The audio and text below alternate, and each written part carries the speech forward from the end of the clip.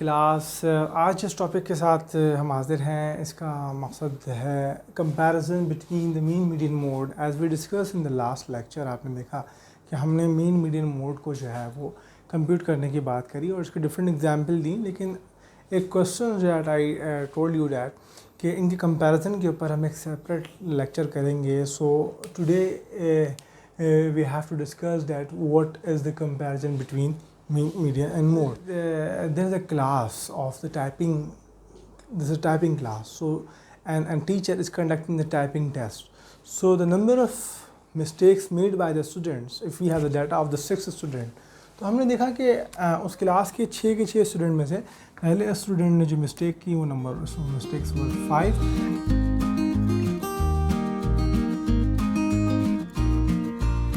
So the number of mistakes made by the student of those class are 5, 4, 3, 4, 2 and 0.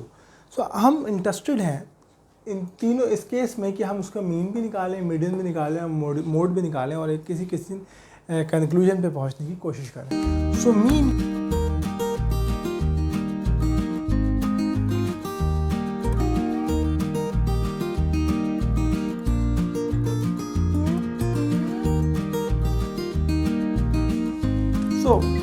mean summation x divided by n, so we sum all these mistakes and divided by 6, so the number of mistakes are 3 as per mean. So now we compute the median for the same data. So first of all we have to arrange. So the computation formula is that n plus 1 divided by 2 nth term, so this is the 7 by 2, this is 3.5. So between third and fourth, so for third and fourth the median आपके पास आएगा वो आएगा 3.5. So mean is 3, median is 3.5. So what is the mode? So mode is the most repeated figure. So most repeated figure यानी कि 4 mistakes are repeating here. That's mean we say that the mode of this data is 4. So we observe that कि इस data में हमें 3 different answer मौसूल हुए। आइए हम इसको देखते हैं कि हम इसको कैसे कंपेयर कर सकते हैं। जो हमें मीन इस डाटा से मिला था वो हमारे पास था 3 और मीडियन जो हमें इस डाटा से मिला था वो हमारे पास था 3.5 और मोड जो हमें इस डाटा से मिला था वो था 4। So now we have to discuss here something. इस डाटा में मीन जो रिस्पॉन्स कर रहा है वो मीडियन और मोड दोनों से कम रिस्पॉन्स कर रहा है। तो क्या मीन की ऐसी करैक्टरिस्टिक्स होती है कि वो मीडियन और मोड से हमेशा नीचे आएगा? नो। मीन की जो कैलकुलेशन है इसमें एक डीमेरिट ये इन्वॉल्व है कि मीन जो है वो अफेक्ट हो जाता है डाटा की एक्सट्रीम फिगर से। So data is there and the extreme figure of this data is the very low figure and the lowest figure of this data is 0.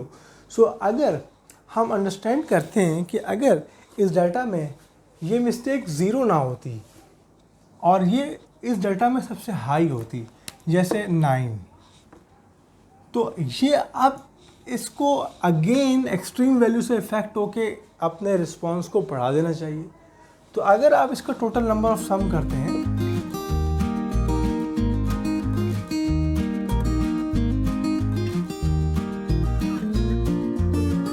We observe that कि data में again कोई extreme figure आई तो इसने अपने आप को median से भी ऊपर कर लिया और मोड से भी ऊपर कर लिया। और अगर इस सेम डाटा की बात करें तो इधर मोड अगेन यही रहेगा और सिर्फ मीडियन इसका लिटिल बिट चेंज होगा और 3.5 से हट के 4 आ जाएगा। अर्थमेटिक मीन में जो हमें एक बेसिक इशू नज़र आया कि वो affected from the extreme figures है। अब हम अपनी पुरानी एग्जांपल पे दोबारा चलते हैं और वी ऑब्जर्व दैट कि हम इसको कैसे कंपेयर कर सकते हैं डिफरेंट सिनेरियो में। लेकिन अर्थमेटिक मीन के साथ इसमें एक मेरिट्स ये भी एग्जिस्ट करता है कि ये डाटा की तमाम ऑब्जर्वेशंस को इक्वल इंपॉर्टेंस देता है और इक्वल इंपॉर्टेंस देने के बाद उन सब को यूज़ करता है। ये दोनों मेरिट्स आपको अगले 2 मीन में नज़र नहीं आएंगे। यू नो डैट कि मीडियन में आप जब बात करते हैं तो वो सिर्फ पूरे डाटा की तमाम फिगर्स को यूज़ नहीं करता and it gives the importance of the central figures of data और उससे रिजल्ट ड्रॉ करता है। लेकिन इसी वजह से उसका एडवांटेज यह है कि जो उसकी टॉप पे यानी असेंडिंग ऑर्डर के बाद जो उसके स्टार्ट पे और एंड पे जो एक्सट्रीम फिगर्स होती हैं वो उससे अफेक्ट नहीं होता। और mode is a totally different story कि उसके अंदर तो मोस्ट फ्रिक्वेंट फिगर्स हैं, सो इसके लिए हमें कोई रिगरस कैलकुलेशन की ज़रूरत नहीं होती। हम यहाँ पर एक कंक्लूजन ये ड्रॉ कर सकते हैं कि अगर हमें डाटा के अंदर एक प्रॉब्लम ये मिले कि उसके अंदर डाटा में एक्सट्रीम वैल्यू एग्जिस्ट करें, तो रिसर्च के पॉइंट ऑफ व्यू से, एनालिसिस के पॉइंट ऑफ व्यू से, we will give the preference to the median as compare to the mean. And then what is a mode? So mode has totally different story because the mode in not really near to the center. Mode का usage basically यहाँ पर उस sense में आता है कि जब हम कोई क्वालिटेटिव रिसर्च परफॉर्म कर रहे हो और हमें फ्रैक्शनल फिगर से या हमें डेसिमल फिगर से या हमें कोई रिगरस किस्म की कैलकुलेशन की ज़रूरत नहीं हो, हमारे responses in term of nominal orders and या ऑर्डरिंग में हो या नॉमिनल कैटेगरीज में हो, let's suppose gender of person या employment status of the person, उसमें आप 1 to 3 अगर आप कहते हो कि मैंने एक डाटा कंडक्ट किया और उसके अंदर मुझे 100 लोगों से मैंने मालूम किया कि आपकी जेंडर क्या है, मेल है फीमेल है, सो एट दैट कंडीशन अगर आपका आंसर आता है 1.3, so 1.3 has no meaning in the case of the gender. So आप यहाँ पर बात करेंगे कि भाई या तो मुझे आप मीडियन बता दें या मुझे आप मोड बता दें, इस कंडीशन में जिससे पता लगे कि मैक्सिमम रिस्पांस यानी कि जो जनरल बिहेवियर आ रहा है वो हमें क्या आ रहा है, यानी मेल एग्जिस्ट कर रही हैं ऑन एवरेज या फीमेल एग्जिस्ट कर रही हैं। इसी तरह से अगर हमारे पास एम्प्लॉयमेंट है, government employed, private employed, self employed, so अगर रिस्पांस आ रहा है 2.1, तो 2.1 मीन डैट कि अगर 2 is the private employ and 3 is the self-employed, so it between 2.2 to 3, 2.2, so 2.2 has no meaning. We must have to calculate the mode here. These three means have different natures of the calculation and different merits and demerits. हम इसके साथ जो इस नतीजे पे पहुँचे हैं, तो हम एक कंक्लूजन की तरफ और जाते हैं और ये देखना चाहते हैं कि एक्चुअली ये all three means data distribution के साथ कैसा बिहेव करते हैं। डाटा डिस्ट्रीब्यूशन से आप कंफ्यूज ना हो, बिकॉज डाटा डिस्ट्रीब्यूशन के बारे में मैंने एक छोटी सी एग्जांपल आपके लिए निकाली है। This is not for this purpose, for the calculation of mean purpose, just I am telling you कि how can we obtain the distribution of data. Let's suppose अगर हम इसी टेस्ट को लेट्स सपोज इन्हेंस करते हैं और these are the 6 student, but now we are discussing about the 100 students of the same class, and we observed that the number of mistake made by 0 by the 7 student and 13 student made 1 mistake only, and then total 100 students. So total number of frequency is 100. Now total number of observations are 100. So but responses are different. So this is called the frequency distribution. Frequency distribution को हम plot करेंगे तो हमें data की distribution का पता चल जाएगा। तो फ्रीक्वेंसी डिस्ट्रीब्यूशन को प्लॉट करने के लिए अगर आप राइट साइड के ऊपर नंबर ऑफ़ स्टूडेंट्स रखना चाहते हैं जो कि मैक्सिमम 40 बन रहे हैं और मिडिल में आज के 20 आ जाएगा और यहाँ पे 0 आ जाएगा, एंड देन मिस्टेक्स की जो कैटेगरीज है वो 1 to 5 तक जाती हैं। तो इक्वल इंटरवल के साथ आप 1 2 3 4 5 को अगर आप ले लें,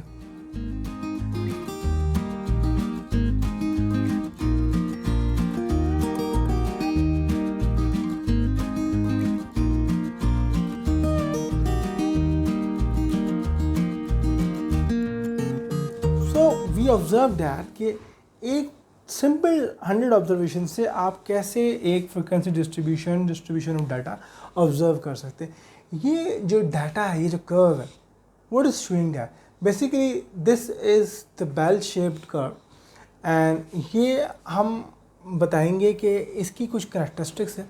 ये बहुत ज़्यादा हमें अपनी रियल लाइफ में ऑब्ज़र्व होता है, बिकॉज जैसे यू कैन से डेट कि इस क्लास में वो स्टूडेंट जो बहुत ज़्यादा मिस्टेक कर रहे थे वो भी बहुत कम थे, बहुत कम मिस्टेक कर रहे थे वो भी कम थे। This is the normal behaviour. And then similarly अगर हम हाइट की बात करें तो ऐसे लोग जिनकी हाइट बहुत ज़्यादा हो वो भी हमें बहुत कम साइड पर नज़र आएंगे, और जिनकी हाइट बहुत कम हो वो भी हमें थोड़े नज़र आएंगे। नॉर्मल हाइट्स वाले लोगों की पोजीशन ज़्यादा होगी। तो ये हमें एक जनरल एक बिहेवियर मिला।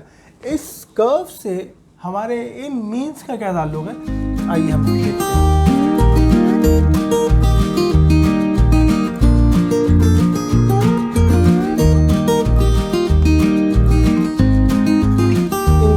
Practical examples, 3 different shapes can be observed as a data distribution.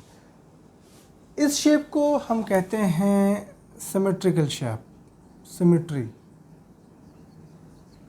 और ये दोनों शेप्स आर कॉल्ड स्क्यूड।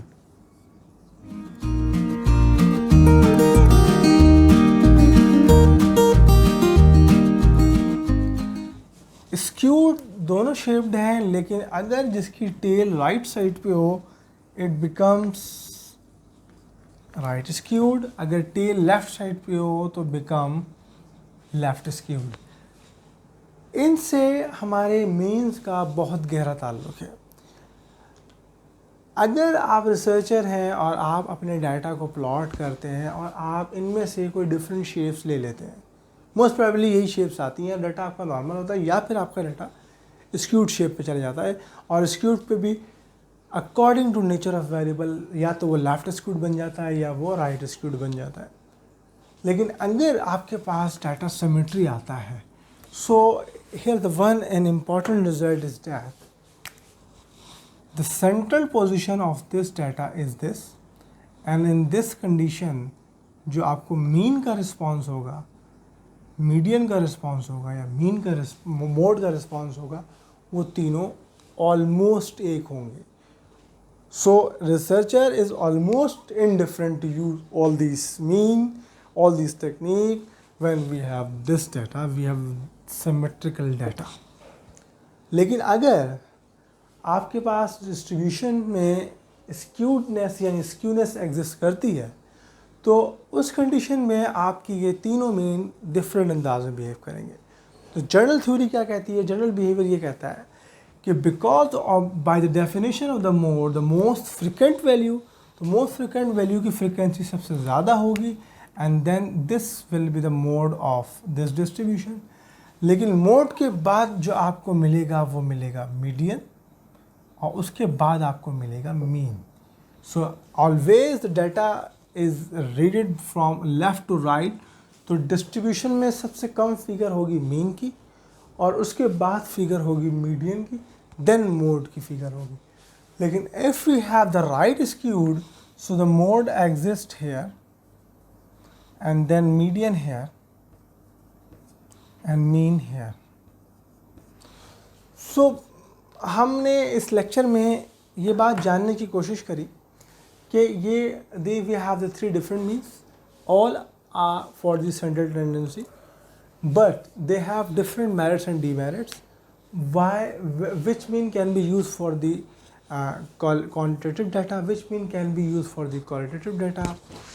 आप तीनों मीन्स की बिहेवियर में देखा कि वो एक्सट्रीम वैल्यू से अफेक्टेड है, वो एक्सट्रीम वैल्यू से अफेक्टेड नहीं है, लेकिन वो आपके डाटा की तमाम वैल्यूज़ को इक्वल इंपॉर्टेंस देता है, और मीडियन जो है वो आपकी एक्सट्रीम से अफेक्टेड नहीं है, लेकिन ये तमाम ऑब्जर्वेशंस को डाटा में यूज़ भी नहीं कर रहा। Mode is a totally different story, it is using for the most frequent figure, लेकिन अगर किसी डाटा में एक से ज़्यादा फिगर रिपीट नहीं कर रही हैं तो वहाँ पर मोड एप्लीकेबल नहीं होगा। Finally we discuss the distribution shapes, और उसमें हमने देखा कि डाटा की डिस्ट्रीब्यूशन शेप्स या तो बेल कर्व यानी सिमेट्री हो सकती हैं या स्क्यूड हो सकती हैं, और स्क्यूनेस कंडीशन के अंदर हमें जैसे आपको देखा कि इस एग्जांपल में ये तीनों डिफरेंट हैं, तो इन तीनों डिफरेंट के मुताबिक आपका देखें मोड आपका सबसे ज़्यादा है, यानी कि ये यहाँ पर लेफ़्ट स्क्यूड की एक चीज़ नज़र आ रही है कि मोड ज़्यादा है, उससे कम उसका मीडियन है और उससे कम उसका मीन है। So this is the behaviour of the distribution, and we concluded that there is no simple rule, no rule of thumb simple, we can say that for this condition we can use this condition we can use this, but हमें इन तीनों की characteristics का पता होना ज़रूरी था जो हमने यहाँ पे देखा। और the statistician, analyst, on the basis of experience, on the basis of nature of data, on the basis of the characteristics that we discuss, वो डिसाइड करते हैं कि हमें किस मीन को, किस टेक्निक को यूज़ करना होगा। हमें सारे कंप्यूट करने होंगे, जो मोस्ट फिजिबल होगा, जो मोस्ट रियलिस्टिक होगा, और उसको हम अडॉप्ट करेंगे। उम्मीद है कि आपको आज का लेक्चर हमारा पसंद आया होगा। We are here and for any query, for any problem, आप हमें कमेंट कर सकते हैं, आप हमें ईमेल के ज़रिए, मैसेज के ज़रिए अपने सवाल भेज सकते हैं, and definitely I will try to my best to give the answer. So thank you very much.